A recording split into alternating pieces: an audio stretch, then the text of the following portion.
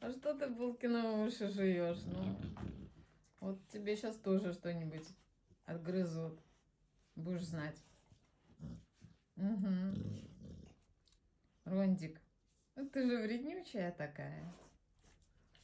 Ну, занимались, отдыхаем, да, устали. Все устали, все. Булка подняться не может.